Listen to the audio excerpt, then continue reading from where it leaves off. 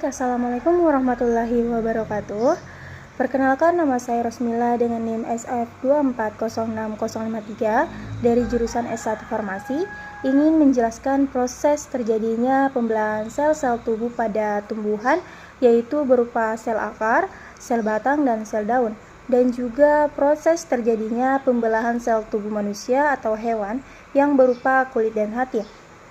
Yang pertama, pembelahan sel pada tumbuhan dapat terjadi melalui pembelahan mitosis dan meiosis.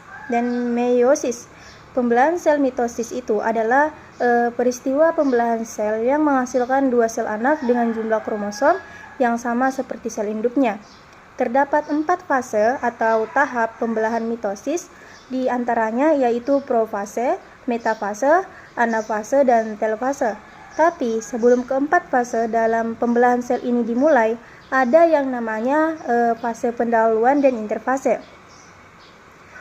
Interfase ini juga sering disebut dengan persiapan pembelahan sel. Pada interfase terjadi proses persiapan dan penimbunan energi oleh sel untuk melakukan pembelahan. Proses ini memerlukan waktu yang sangat lama dibanding fase lainnya.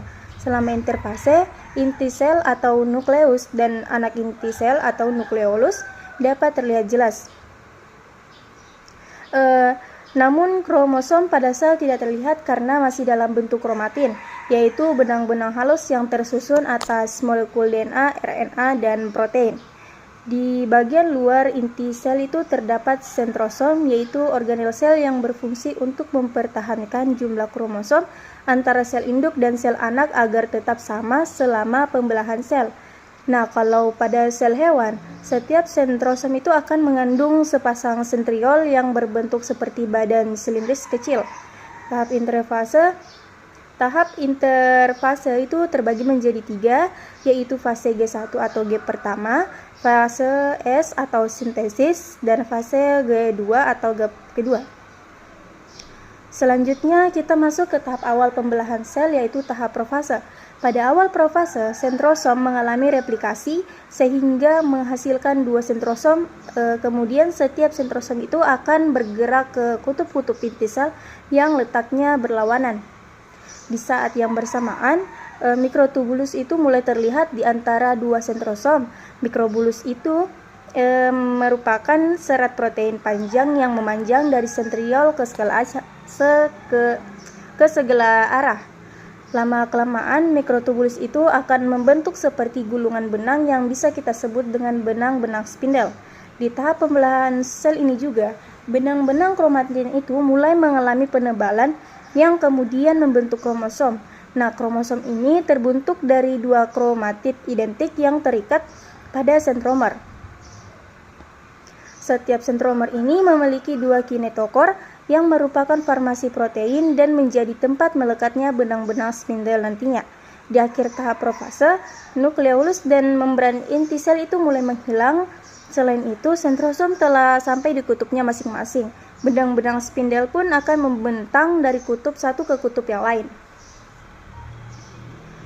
Benang spindel ini nantinya akan berperan untuk menarik kromosom ke bagian tengah inti sel di tahap selanjutnya. Terus yang metafase, pada tahap pembelahan sel ini, nukleus dan membran inti sel itu sudah terlihat. Masing-masing kinetokor pada sentromer dihubungkan ke satu sentrosom oleh benang-benang spindel. Kemudian, pasangan kromatid bergerak ke bagian tengah sel atau bidang ekuator dan membentuk lempeng metafase. Posisi kromosom yang terletak pada bagian tengah sel ini membuat jumlah kromosom itu dapat dihitung dengan tepat dan membentuk kromosom juga dapat diamati dengan jelas. Tahap anafase ditandai dengan pemisahan kromatid dari bagian sentromer yang kemudian membentuk kromosom baru. Masing-masing kromosom itu ditarik oleh benang-benang spindel ke menuju yang berlawanan. Jumlah kromosom yang menuju ke kutub yang satu akan sama dengan jumlah kromosom yang menuju ke kutub lainnya. Nah, pada tahap akhir anafase, kromosom itu hampir sampai ke kutubnya masing-masing. Selain itu, sitokinesis itu juga mulai terjadi. Sitokinesis itu apa?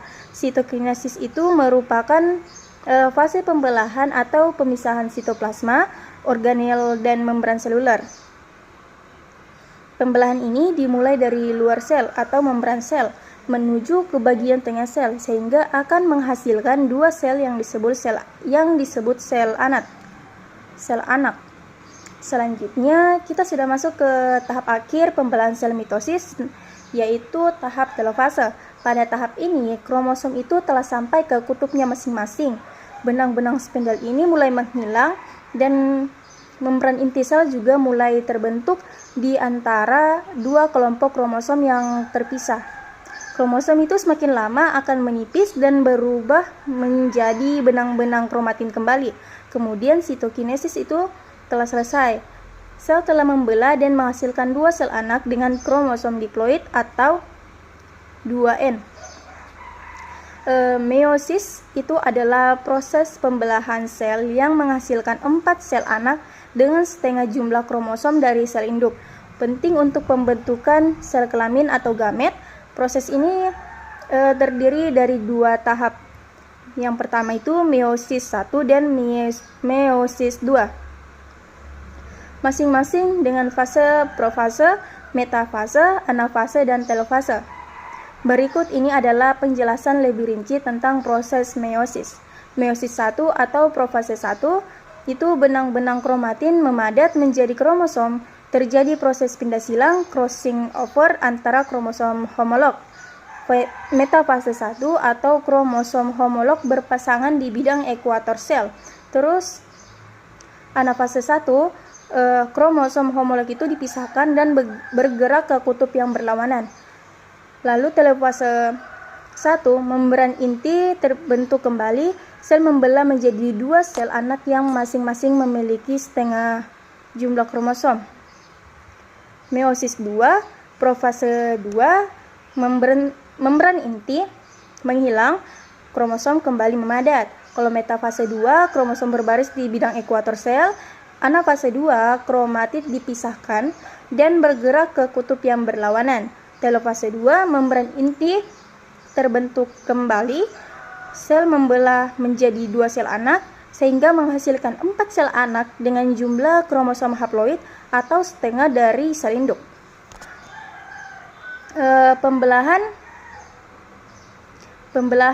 sel pada akar tumbuhan terjadi di jaringan meristem apikal, yaitu di ujung akar. Pembelahan sel ini disebut dengan pembelahan mitosis. Pembelahan sel pada batang tumbuhan itu terjadi di jaringan meristem seperti ujung tunas batang. Pembelahan sel ini disebut dengan pembelahan mitosis. Pembelahan sel pada tumbuhan daun terjadi pada jaringan meristem, seperti pada ujung tunas batang dan ujung akar.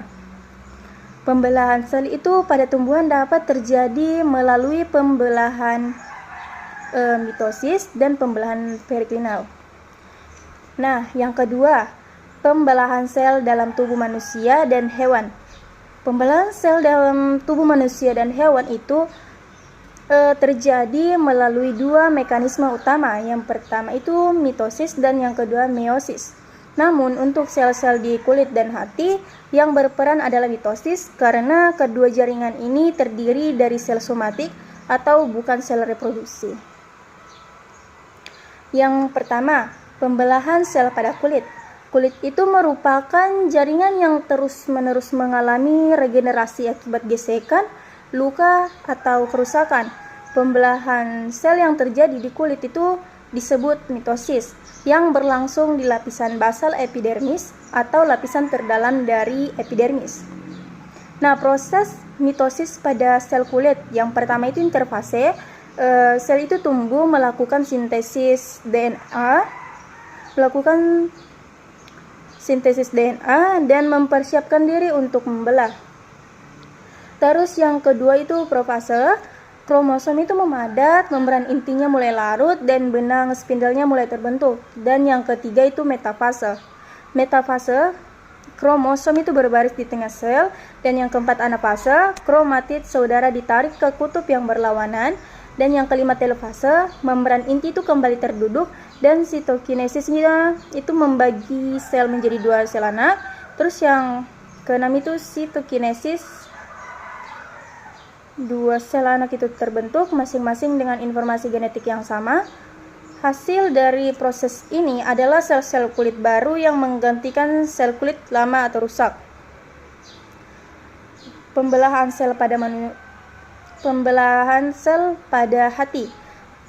Sel hati atau hepatosit itu umumnya tidak membelah secara aktif seperti sel kulit, namun ketika terjadi kerusakan hati akibat cedera atau penyakit, misalnya hepatitis atau sirosis ringan, sel hati itu bisa melakukan regenerasi yang melalui mitosis. Proses regenerasi sel hati, yang pertama itu sel-sel hati yang sehat itu mengalami aktivasi siklus sel untuk memperbaiki jaringan yang rusak. Lalu yang kedua itu masuk ke fase interfase, dan di mana sel itu bersiap untuk membelah. Terus yang ketiga, selanjutnya itu terjadi mitosis dengan tambahan yang sama seperti pada sel kulit. Terus yang keempat, sel-sel anak yang baru terbentuk akan menggantikan sel hati yang rusak. Namun jika kerusakan hati sangat parah atau kronis, misalnya sirosis lanjut, sel hati itu akan kehilangan kemampuan untuk bergenerasi, dan jaringan parut itu akan menggantikan hepatosit yang rusak. Sekian dari saya, wabillahi taufiq wal hidayah. Wassalamualaikum warahmatullahi wabarakatuh.